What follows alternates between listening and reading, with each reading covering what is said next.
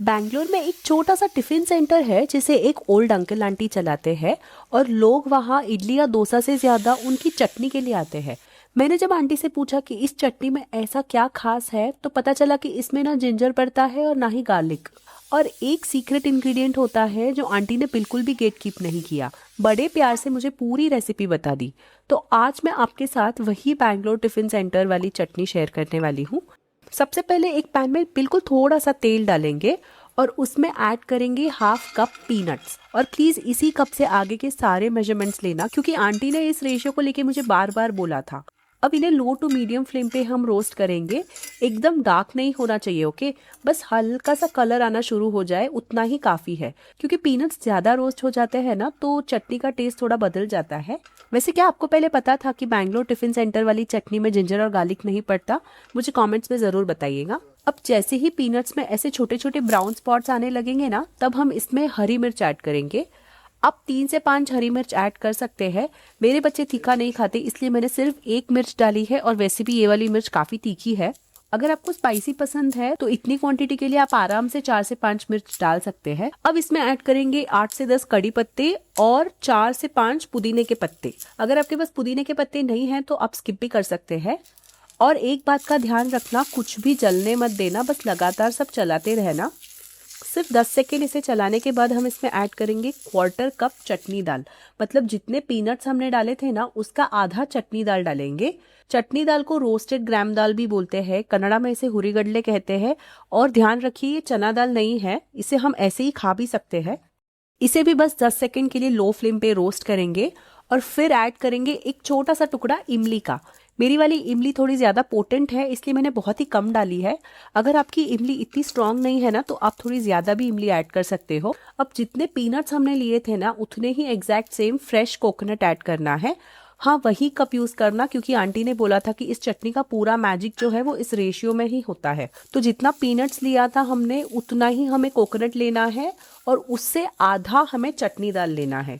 Coconut को भी हमें फ्राई नहीं करना है, बस 5 से 7 सेकंड के लिए हम इसे हल्का सा फ्राई करेंगे।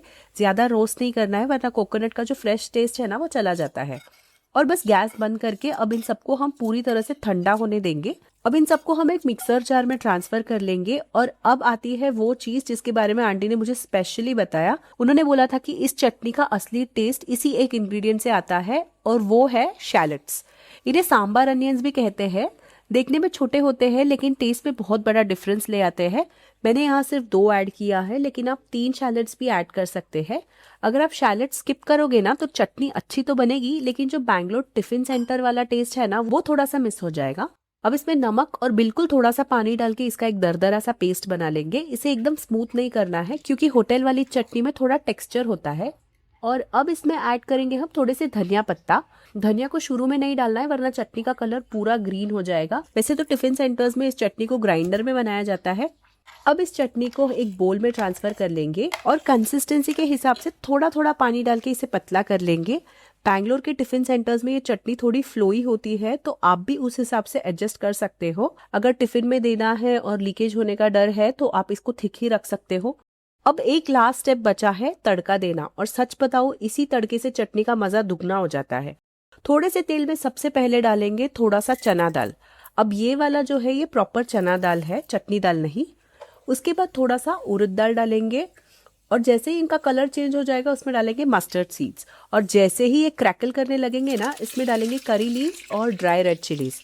बस 10 से 15 सेकेंड तक हल्का सा फ्राई करना है और फिर गर्मा गर्म तड़का चटनी के ऊपर डाल देना है। और बस बैंगलोर टिफिन सेंटर वाली ये सुपर टेस्टी चटनी तैयार है। सच कहूँ तो मैं इडली, डोसा, अप्पम या वड़ा से ज़्यादा चटनी की फ़ैन हूँ। अगर चटनी अच्छी ना हो ना तो इडली या डोसा या वड़ा कितना भी अच्छा बना हो खाने का मज़ा ही नहीं आता। इसलिए मैं अलग अलग चटनीज़ के साथ एक्सपेरिमेंट करती रहती हूँ। अगर आप भी मेरी तरह चटनी लवर हो तो इस रेसिपी को ज़रूर ट्राई करना। मैं अपने चैनल पर साउथ इंडियन रेसिपीज़ को ऑथेंटिक और ईजी तरीके से शेयर करने की कोशिश करती हूँ। अगर आपको मेरी ये कोशिश पसंद आई हो ना तो चैनल को ज़रूर सब्सक्राइब करिएगा। वीडियो अच्छी लगी तो लाइक और शेयर भी कर दीजिएगा। और एक बात बताइए, आपने बैंगलोर में कभी किसी टिफिन सेंटर में ब्रेकफास्ट किया है? अगर हाँ तो आपका फेवरेट कौन सा है मुझे कमेंट्स में ज़रूर बताना। मिलते हैं अगली रेसिपी में। Thank you for watching. Bye.